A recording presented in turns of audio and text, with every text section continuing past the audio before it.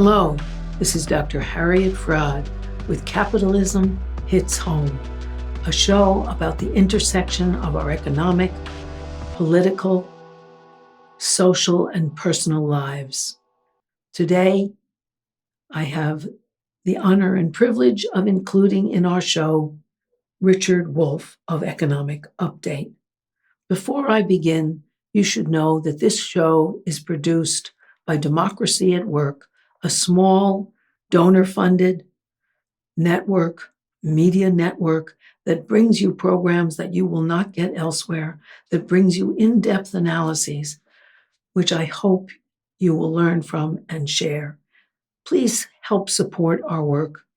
Just press the subscribe button that's right here before you. Today, we're going to talk about inflation with Professor Richard Wolff.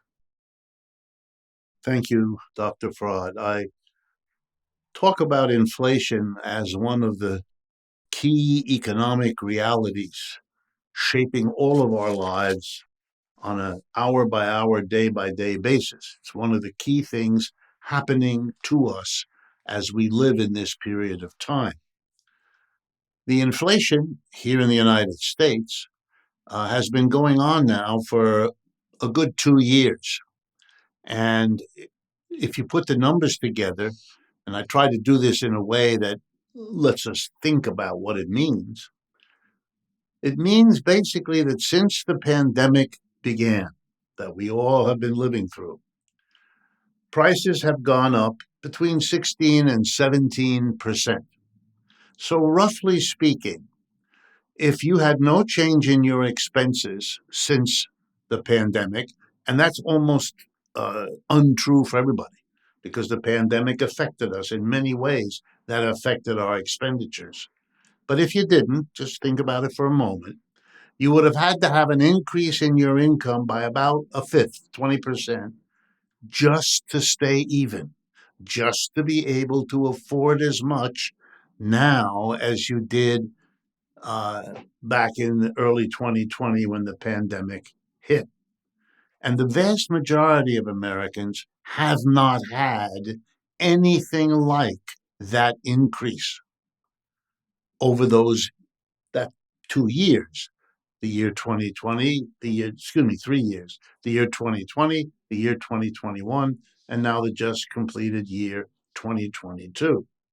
If you didn't improve by 20%, with your expenses staying the same over that last 3 years, then you have fallen behind. And the statistics indicate that the vast majority of Americans fell behind. They didn't get 20% more, and they didn't have the same expenditures. Nothing close to it. Now, why is that important? Well, let's be honest about our own suffering as a people. For the last 30 years, the gap between rich and poor in the United States has grown much wider, partly because jobs left the country, partly because automation replaced jobs with machines. There are other reasons as well. But we haven't been doing well as a working class. The vast majority of us as American citizens have not done as well because of the changes in our economic system. And let's be clear, the changes, for example, moving a job overseas, working people don't make that decision. Employers make that decision. They decide whether and when and how to move a factory out of Cincinnati and over to Shanghai, or to move the storage of parts of their equipment. All of those decisions, like the decision to replace a worker with a machine, all of those decisions are made by employers. And let me remind everyone who may not know, employers are less than 1% of the American people. So when 1% decide to move a lot of jobs abroad, it's horrible news for the Americans who had that job, but they didn't participate in making that decision. They had absolutely no say. The say was in the hands of the employers in our society. Why do I stress that? Because it's the same with inflation. All that the word inflation means is prices are going up. Not every price, not all prices equally, but in general, prices are going up. Now, let's be honest. Who sets the prices? Who sits down and decides whether to raise the price a little, a lot, leave it alone, lower it? Employers make that decision. If you've never been an employer in your life, you've never participated in that decision. For you, the price you pay is what's on the little sticker in whatever the store is where you go to buy it. Who put that sticker there? Who decided what numbers are on that sticker? You don't know, and you have nothing to say. Your basic decision, 99% of the time, will I buy it or will I not? Can I afford to pay that price or can I not? But we should all be aware that there's nothing automatic about prices.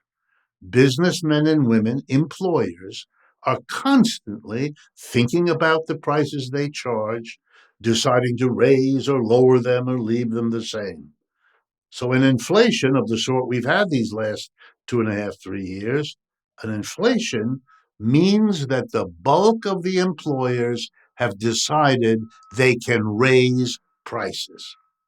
Okay, let's ask the next question to understand this.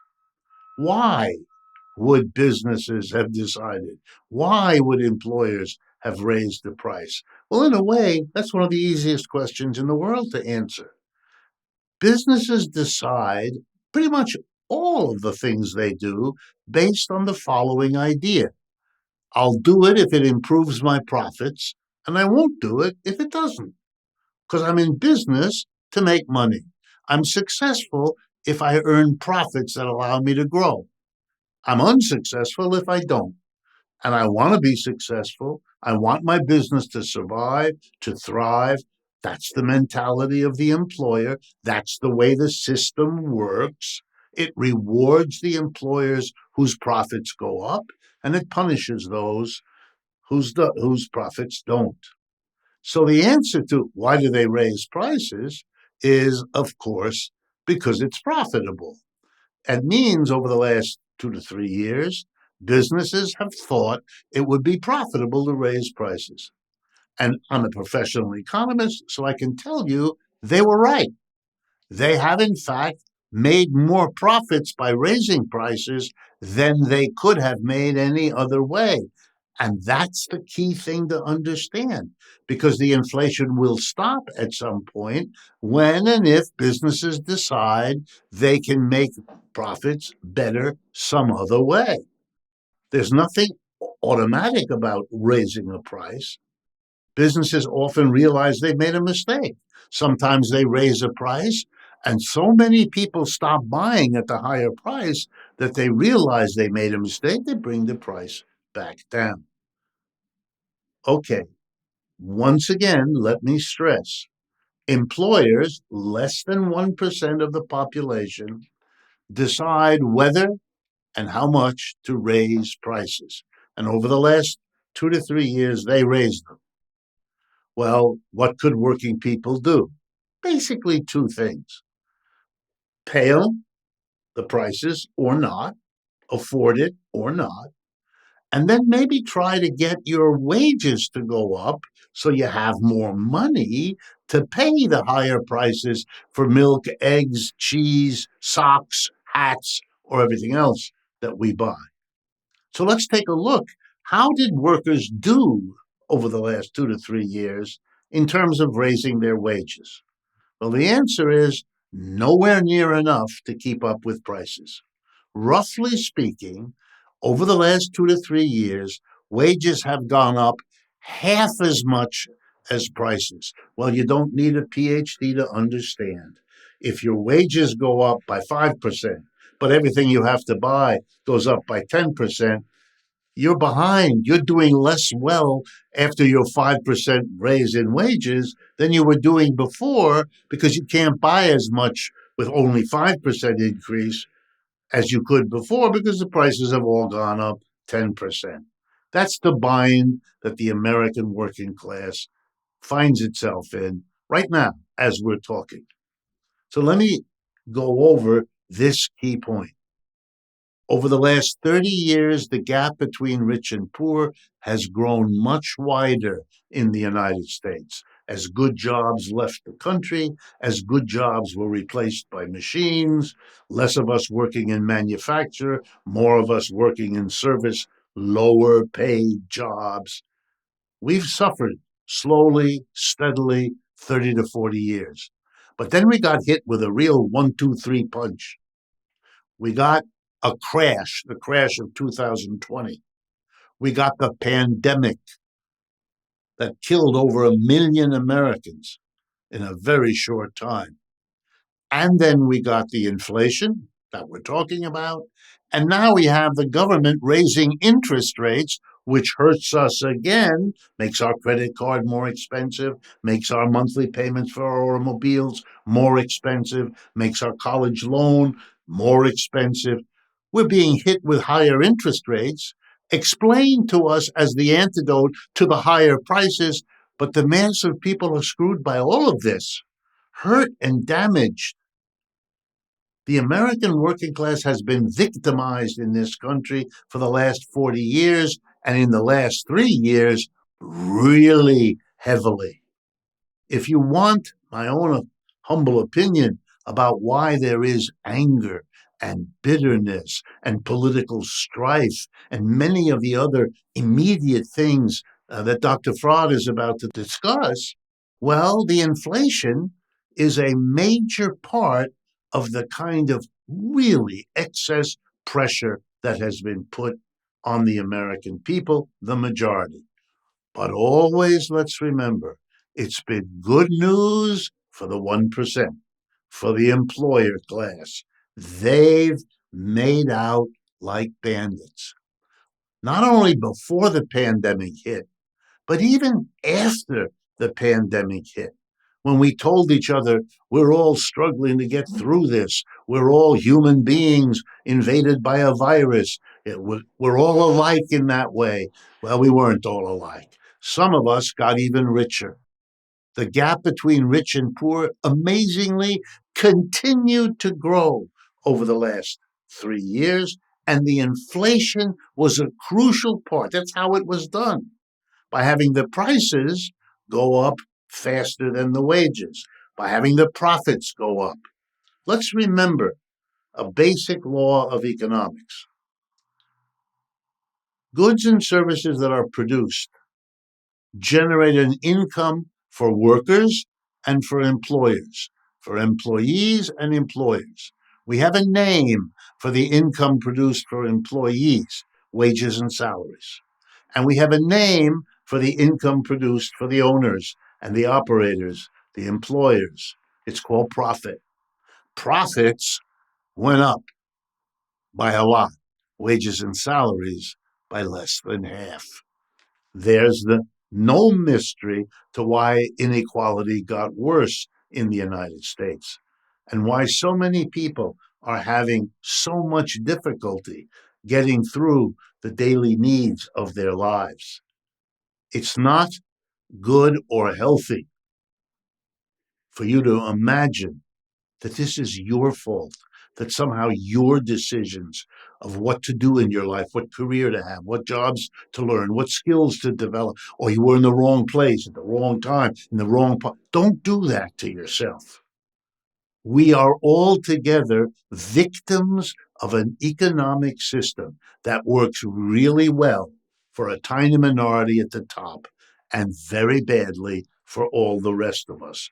Inflation is simply one way that this works itself out in an economic system like this. And now my last point before I turn it over to Dr. Fraad.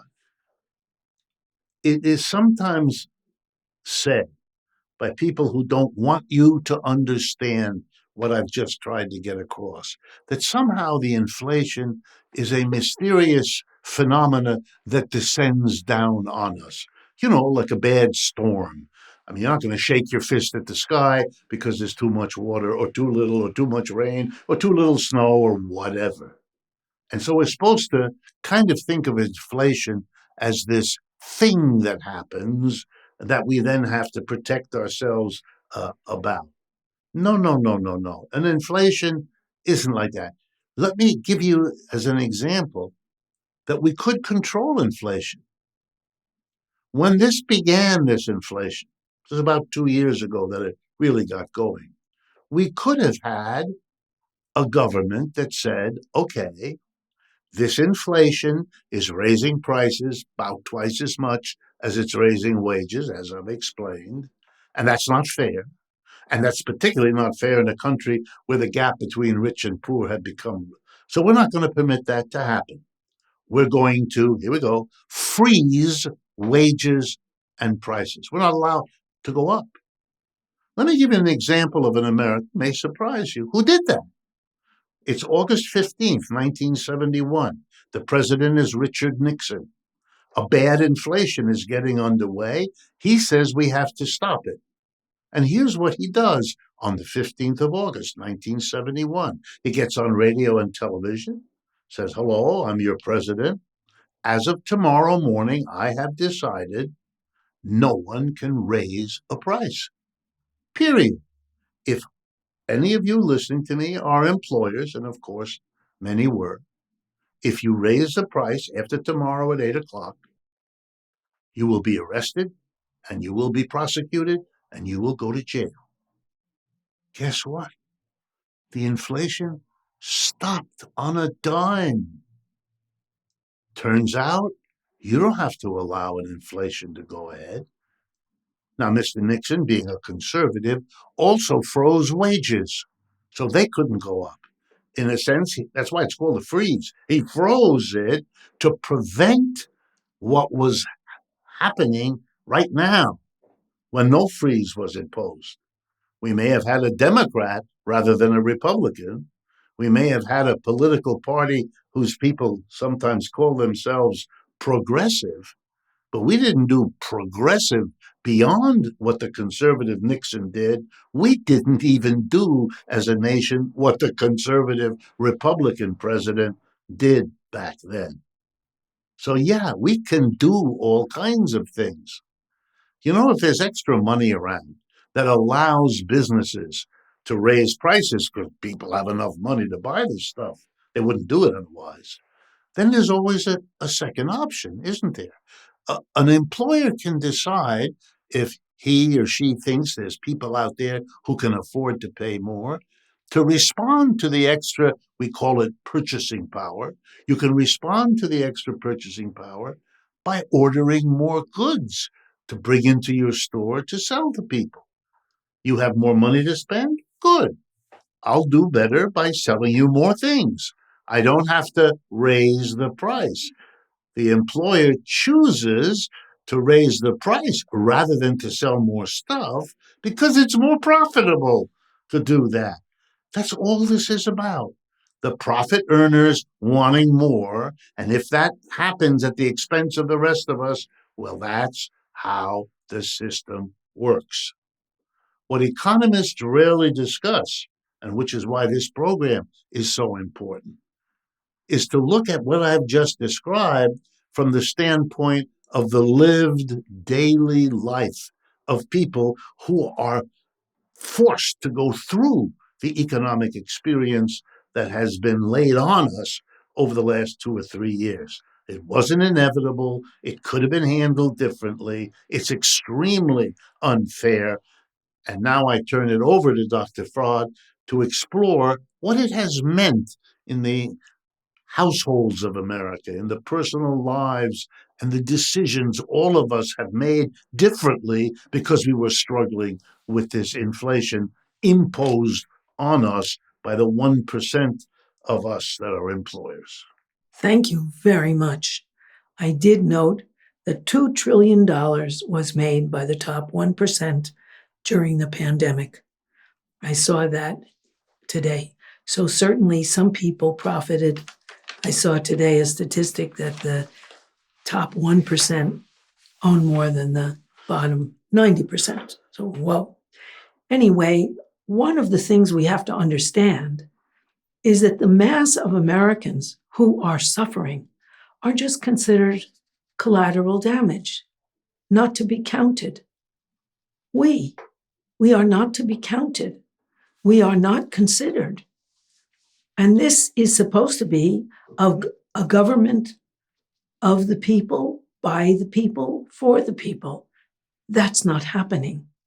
And inflation is a very good example of the fact that it isn't happening. Over the past 40 years, well, since the 1950s, actually, the 1950s, the top CEOs made 20 times what the average worker underneath them made. Now it's up to 400 times. Wow, things have changed. And what has that change meant in the daily lives of people? Well, one of the things the inflation has meant is that a lot more people are hungry. The poorest people in America are children. The second poorest are mothers. So 1 in 8 American children now doesn't have enough to eat. And they call it food insecurity. No, it's hunger. They try to put these nice names. It's hunger. And 1 in 5 Black children go hungry. What does hunger do? Well, first place, without hunger, people become listless. They lose energy. If they go to school, they can't pay attention. They're distracted by hunger.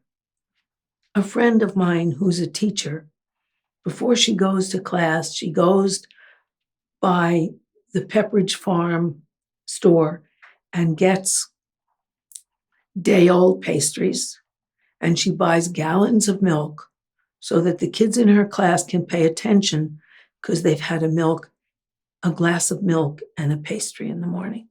And she doesn't just ask the kids, she lives and teaches in a poor neighborhood, but she doesn't just ask the kids who's hungry and humiliate them.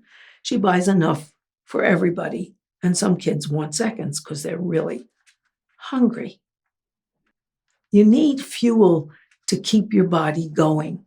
And if you don't have enough fuel, you don't keep going very well. So brain development, which is crucial between 0 and 4, and most crucial between 0 and 2, brain development doesn't happen as well. Also, children who are malnourished tend not to be able to stay healthy and are more prone to diseases. Also, what happens in an inflation where people lose money and don't have enough money is they're more likely to go into poverty. The poverty line for a woman and 1 child is a salary of $18,100 a year. We know that doesn't go very far. And also, if you're poor, you tend to live in a much less safe and healthy neighborhood.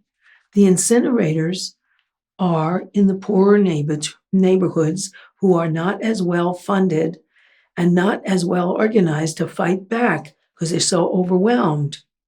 Therefore, poor children in America and Black children in America, although plenty of white children too, have some of the highest asthma rates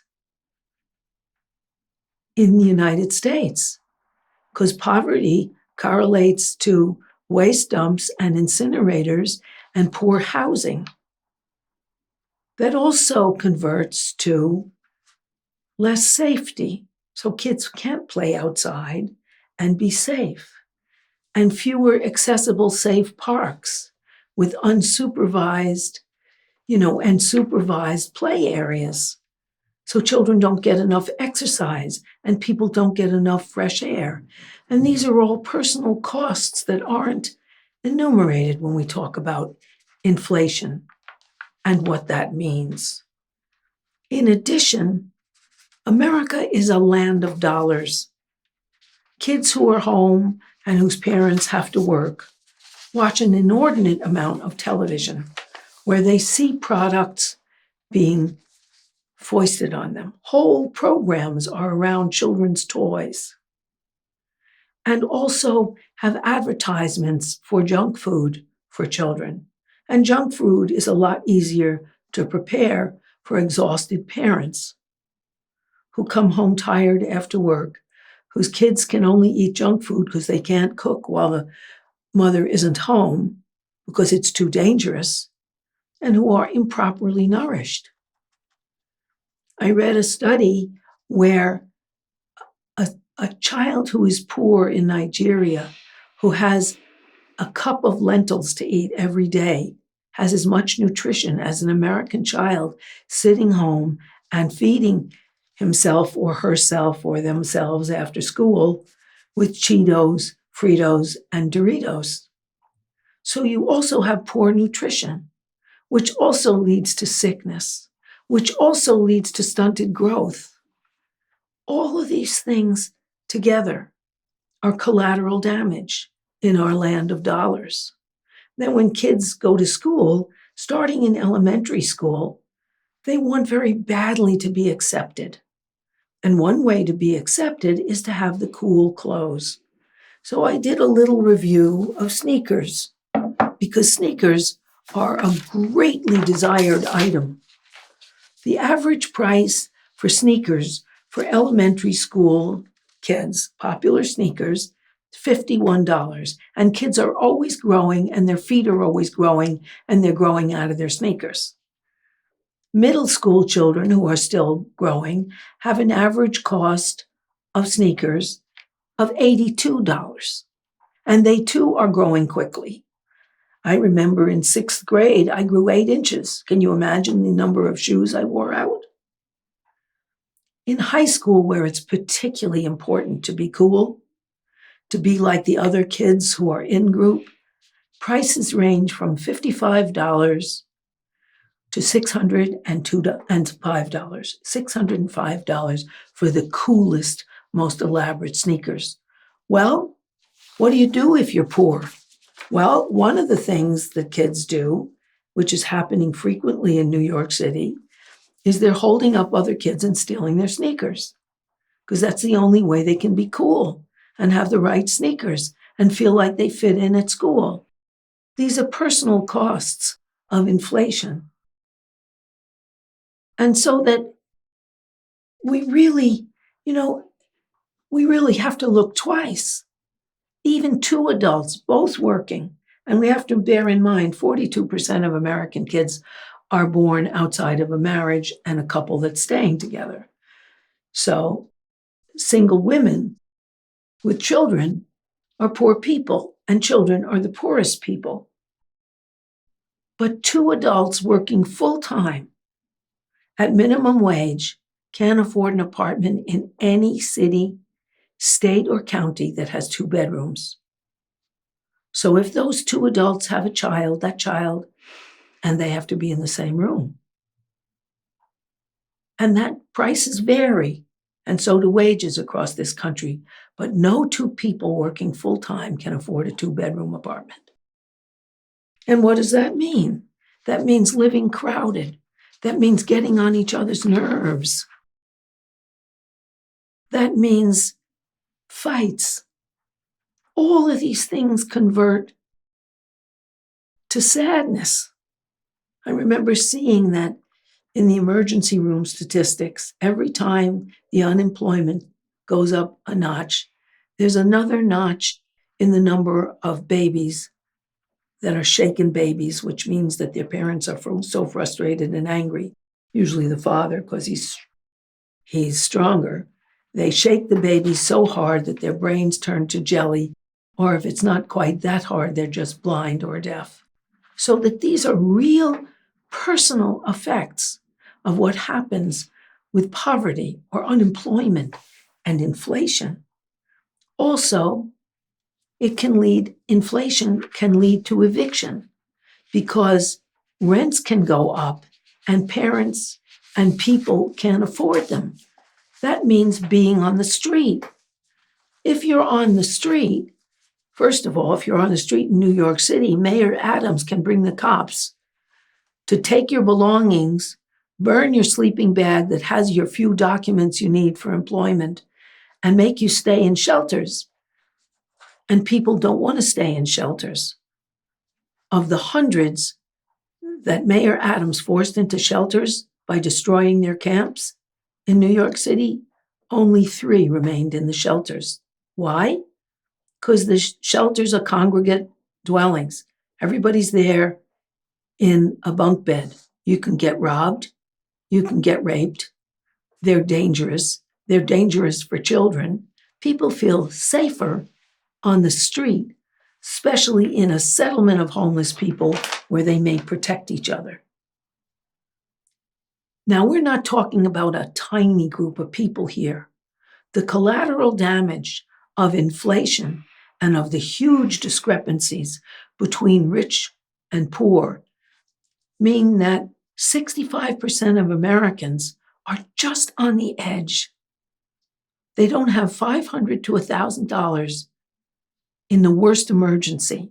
Let's say they bite into a muffin and their tooth breaks. That's $1,000 at the dentist. They don't have it. They get into a fender bender and they can't afford the damage they'd have to pay before they get coverage if they had insurance. They get sick and they don't have health insurance and they got socked with a huge bill. Their kid gets sick and they can't afford a doctor. These are just everyday things that happen, which push people over the edge. And when they go over the edge, they drop into poverty and often into eviction and life on the streets. They don't live in Vienna, Austria, where 45% of the apartments are rent subsidized and can't be raised, where people can't afford it. No. They're here where the market decides. And the market, as Professor Wolff points out, the market is not some mysterious force. It's people raising prices to get more money for themselves, even if it means less for the mass of the American people. These are tragedies. There are a million little tragedies that are not publicized. They're not mentioned. This is the mass of American people who are collateral damage in our system. In the next episode, I want to talk about the psychological damages that happen, the humiliation of poverty in the land of dollars. The people who seem so happy all have enough money. The self-blame, the despair, which is and the madness, I should say, which is afflicting our country. I live in New York City.